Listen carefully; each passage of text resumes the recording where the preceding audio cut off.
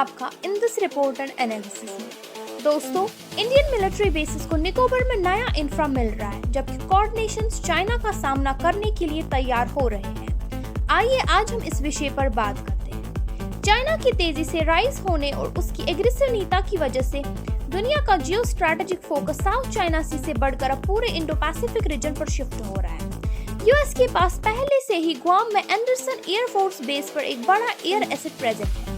कदीना air base Okinawa Japan में 18th wing US air force का सबसे बड़ा इंस्टॉलेशन एशिया पैसिफिक रीजन में है।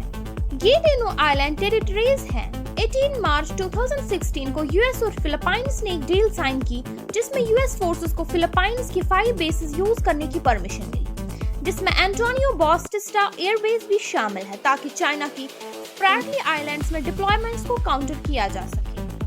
लेकिन इंडियन ओशन रीजन आईओआर में और भी आइलैंड एयरफील्ड्स हैं जो साउथ चाइना सी और नॉर्थ ईस्टर्न आईओआर में ऑपरेशंस को काफी इम्पैक्ट कर सकती हैं। इनमें Diego Garcia British Indian Ocean Territory और Cocos Keeling islands, Australian external territory, INS बासेट कैम्पबेल बे और IAF airbase at Car Nicobar great Nicobar India शामिल हैं। डिएगो गार्सिया तो एक established US UK joint military base है, जहां यूएस बॉम्बर एयरक्राफ्ट है, लेकिन बाकी लोकेशन स्ट्रैटेजिक है जिनके पास रनवेज हैं और वो बड़े मिलिट्री एयरबेसेस बन सकते हैं। ये airbases quad Nations Australia, India, Japan और यूनाइटेड स्टेट्स के टेरिटरीज में हैं, जो चाइना के एग्रेसिव डिजाइन्स को रोकने के लिए काम कर रहे हैं। इसीलिए इन्हें स्टडी करना इंटरेस्टिंग होगा। आइए बात करते हैं Diego Garcia military base evolve हो रहा है। दोस्तों, डिएगो गार्सिया जो 60 चाकोस आर्किपेलागो आइलैंड्स में सबसे बड़ा है, 18th सेंचुरी तक अनइनहैबिटेड था और नेपोलियनिक वार्स के बाद यूके का कॉलोनी बन गया। 1942 में ब्रिटिश ने रैफ स्टेशन डिएगो गार्सिया खोला और advanced flying boat unit establish किया। वर्ल्ड वॉर सेकेंड के दौरान कैटालिना और सुंदरलैंड एयरक्राफ्ट का इस्तेमाल जापानीज और जर्मन सबमरीन्स और सरफेस राइडर्स को ढूंढने के लिए किया गया। 1965 में चागोस आइलैंड्स को British Indian Ocean Territory BIOT में इंक्लूड करने के लिए अलग किया गया और 1967 में बाइट एडमिनिस्ट्रेशन ने चागोस एगलेगा को 6 लाख में खरीद लिया। 1960s में यूएस ने एक अनपॉपुलेटेड आइलैंड की रिक्वेस्ट की और 1968 से 1973 के बीच चागोशियन इनहैबिटेंट्स को जबरदस्ती निकाला गया ताकि वहां एक joint US UK military base बनाया जा सके। चलिए बात करते हैं यूएस यूके के एग्रीमेंट के बारे में। 30 दिसंबर 1966 को यूनाइटेड स्टेट्स और यूके ने एक एग्रीमेंट साइन किया, जिसमें यूनाइटेड स्टेट्स को बाइट को डिफेंस पर्पसेस के लिए यूज करने की परमिशन मिली 50 साल तक, यानी दिसंबर 2016 तक, और फिर 20 साल का एक्सटेंशन मिला 2036 तक। इस एग्रीमेंट के लिए कोई मॉनेटरी पेमेंट नहीं की गई। Diego Garcia strategic location and Diego Garcia airbase के बारे में बात करें तो डिएगो गार्सिया जो इंडियन ओशन में एक स्ट्रैटेजिक लोकेशन है, यूनाइटेड स्टेट्स के लिए की मिलिट्री हब है। ये तंजानिया की कोस्ट से 3535 किलोमीटर ईस्ट में, इंडिया के साउथर्न टिप से 1796 किलोमीटर साउथ साउथ वेस्ट में और ऑस्ट्रेलिया के वेस्ट कोस्ट से 4723 किलोमीटर वेस्ट नॉर्थ वेस्ट में लोकेटेड है। यूएस यहाँ पर फॉरवर्ड लॉजिस्टिक्स फैसिलिटीज और सप्लाई शिप्स को मेंटेन करता है, जिसमें करीब 20 शिप्स शामिल है जो ग्राउंड ट्रूप्स के लिए रैपिड इक्विपमेंट डिलीवरी कर सकती हैं। डिएगो गार्सिया एयरबेस जो 1980s में बनाया गया, इसके पास 2 12,000 foot long runways, parking aprons, 20 नए एंकरेज, एक deep water pier, port facilities, aircraft hangars, maintenance buildings, एक air terminal, fuel storage area और ब्लेटिंग और मेसिंग फैसिलिटीज हैं। ये आइलैंड नासा स्पेस शटल के लिए एक इमरजेंसी लैंडिंग साइट के रूप में डिजिग्नेट किया गया है, लेकिन कभी यूज नहीं हुआ। 1990s के शुरुआत में फिलीपाइंस में यूएस बेसिस की क्लोजर के बाद सुबिक बे और क्लार्क एयरबेस से वर्कर्स डिएगो गार्सिया में आए। 2020 में 3 American B-2 sipper stealth bombers deploy किए गए और 2021 में B-1B लैंसर जेट्स डिप्लॉय किए गए।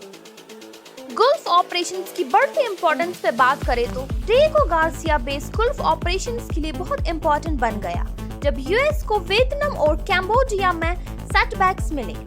पेशावर एयर स्टेशन पाकिस्तान और एरिट्रिया में क्लोज हो गए और सोवियत यूनियन ने सोमालिया में प्रेजेंस एस्टैब्लिश किया।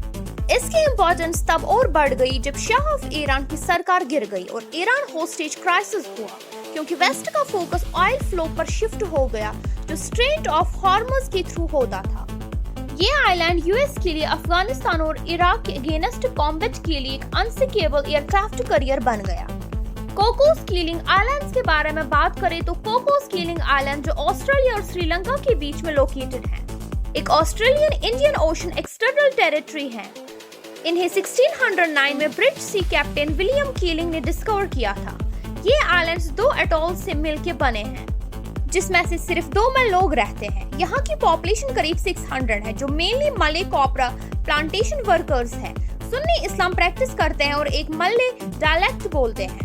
ये आइलैंड स्ट्रैटेजिकली इम्पोर्टेंट है क्योंकि ये इंडियन और पैसिफिक ओशंस में शिपिंग लेन्स के करीब है।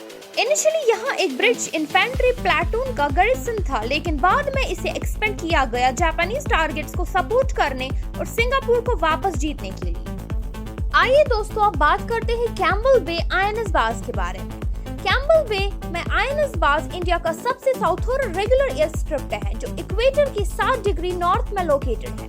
2012 में एस्टैब्लिश किया गया कि इंडियन नेवी के लिए एक फॉरवर्ड ऑपरेटिंग बेस है, जो वेरियस एयरक्राफ्ट्स के लिए लॉजिस्टिक, कम्युनिकेशन और एडमिनिस्ट्रेटिव सपोर्ट प्रोवाइड करता है।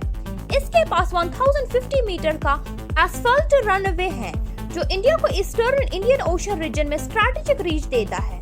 प्लान ये है कि रनवे को 10,000 फीट तक एक्सटेंड किया जाए ताकि एंटी सबमरीन कैपेबिलिटीज भी ऐड की जा सके।